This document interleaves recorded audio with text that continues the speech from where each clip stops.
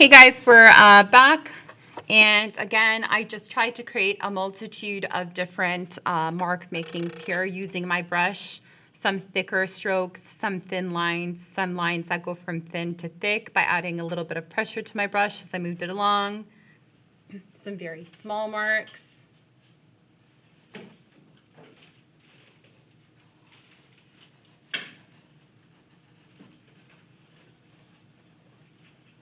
Take note of all of the marks that you can make with a brush like this for later on when you're going into those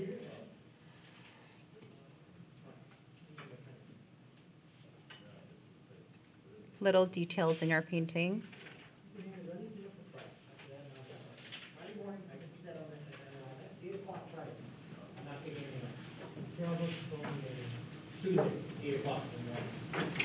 I really do think a flat brush, a good flat brush, that's not too big in size, is quite versatile.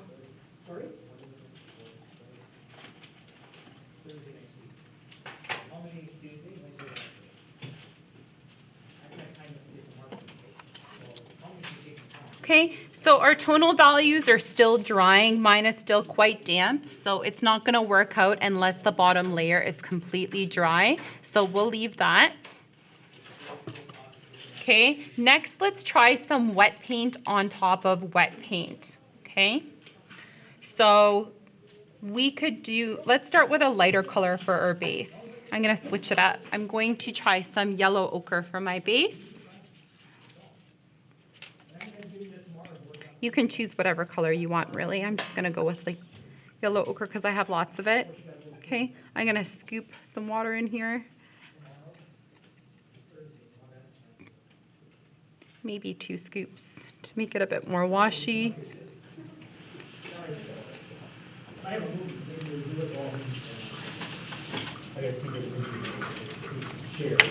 Okay, and I'm going to do a wash of this color in my square here, kind of just moving the paint around, letting it absorb into the paper, getting one nice layer of unison color down.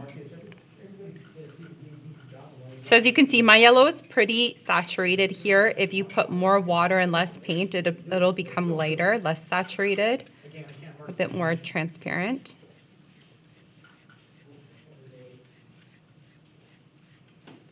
Okay, so here we have, a background that I've plotted in with my paint, and I'm not now going to give it the time to dry. I'm going to work wet on wet. So if I go back to a green, or whatever color you want to try on top. Actually, you know what? Let's try a new color just for fun. I'm going to try some brilliant red on top. Okay, so I'm going to add 1 or 2 drops of water to my red.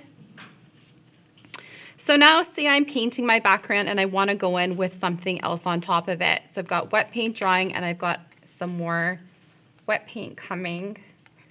I'm just going to go ahead and make an interesting design.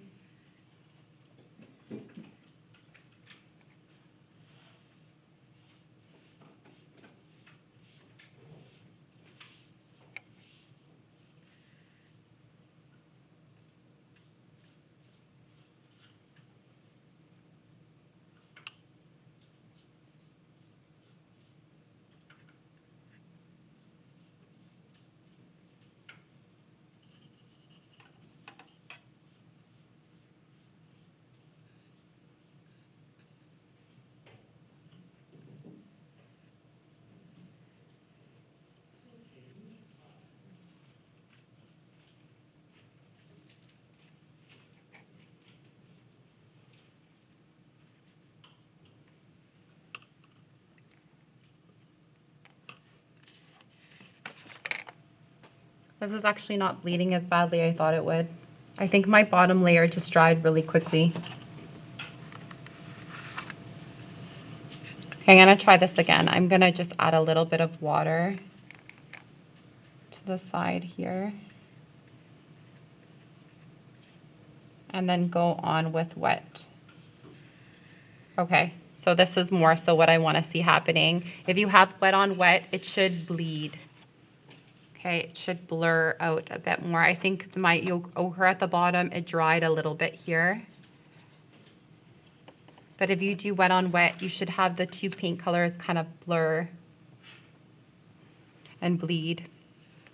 Okay, I'm gonna try it here now. I'm gonna do a wash of ochre, but this time I'm gonna let it completely dry.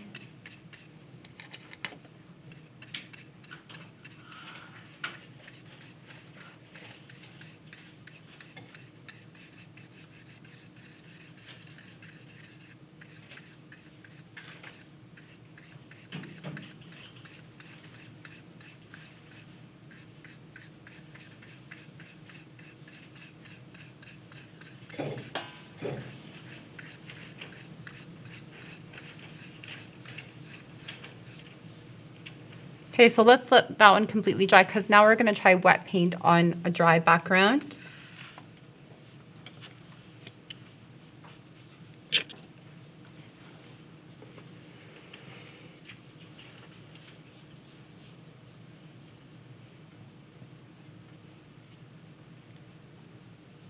And the next one here, we have dry on wet.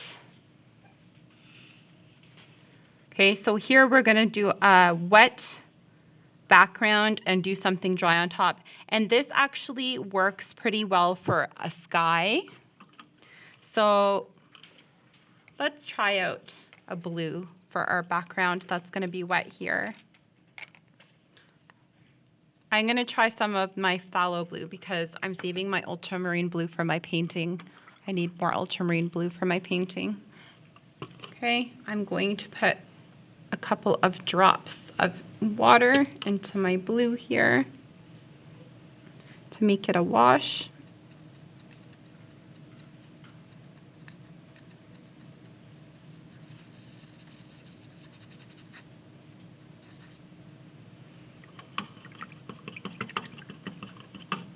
If you have a lot of paint on your brush, just give it a good rinse.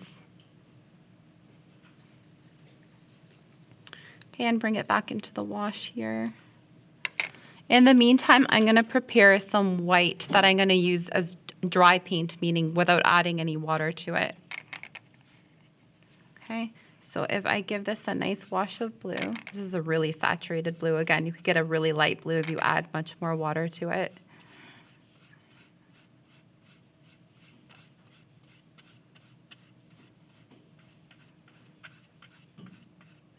Okay, so with this one, we're going to leave it nice and wet. Okay, then take a dry brush, so completely dry one, and you're going to squeeze out try out some white paint on this, but I'm going to leave my white dry. Okay, and again, a dry brush, no water has been added to this. So if you add the white on top of the blue now, you'll notice that it still kind of shows up. But now it's blending in with the color and the background. So I'm just going to create like a nice fluffy cloud here. It's hard to see on the camera, but as it dries, it'll show up. Okay, so I'm going to rinse off my brush again. And as this is drying, it's going to become a bit more tacky, right? But we're still working on it while it's still somewhat wet. Okay, so now I'm going to go ahead and grab more of my white.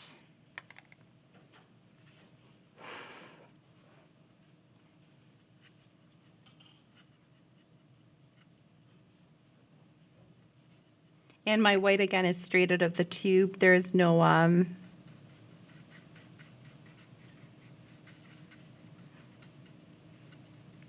water being added to it. It's just being kind of activated by the water from the background.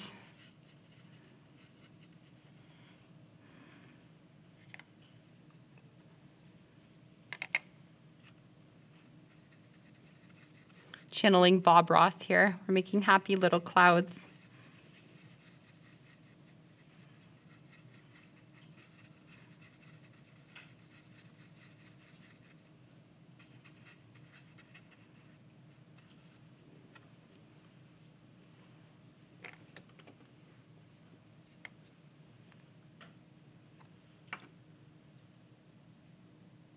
So again, just using the white dry.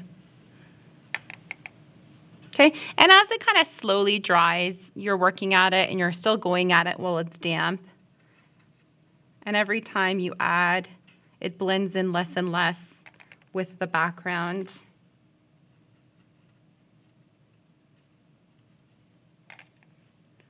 Right, so again, you can use this for a lot of different details. Just know that if your background is still wet, the best way to layer paint on it is by adding paint that doesn't have any water added to it, okay? Because too much water is going to give you something that looks like this. Okay, it's going to blur and bleed. Okay, so this side here now, our wet on dry area, this one is probably dry. Let's see what happens when we layer the similar design on here now that it's completely dry, okay? So I'm gonna clean off a paintbrush and I'm gonna go back to my Brilliant Red and try to redo this design on a dry surface now.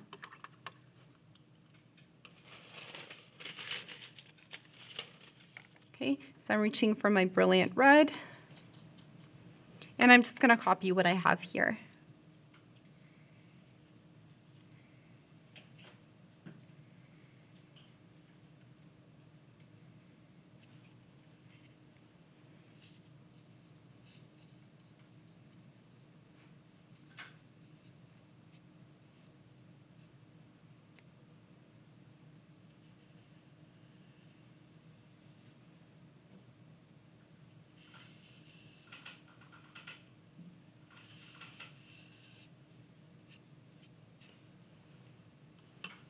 Okay, and you can see the difference. When you wait for a bottom layer to dry and you go over with wet paint, you get a nice crisp line. Okay, so if you want those details to be nice and sharp and your line work to be nice and clean, you want to let the bottom layer dry, because when it's wet, it's going to some extent make your top details bleed. Okay, and then last but not least, we'll do dry on dry. So let's just use the dry surface. If you have a clean brush that you haven't used yet, that's not wet, you can reach for it. Or if you already have wet your brushes, just make sure you dry them off really good now.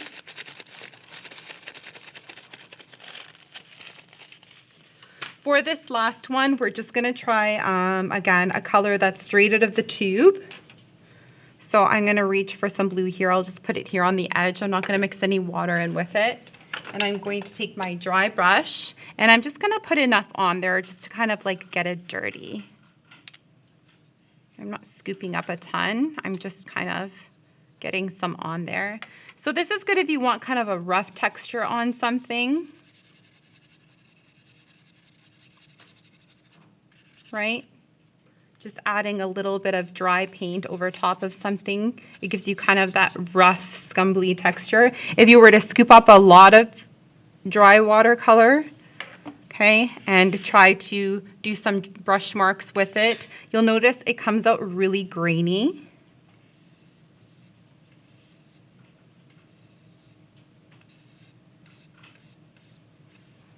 So whether you're putting it on a dry surface like this, we have a bare background, or if you are layering dry paint on top of dry paint, it's still going to come out like this. It's going to come out very grainy, not very smooth. Sometimes you want an interesting texture like this, maybe in the sky, maybe on water in a landscape, but most of the time you're going to want a more crisper line, okay? So just take note of all of the different techniques. And we're just going to add one more layer to our tonal values before we finish this and submit it.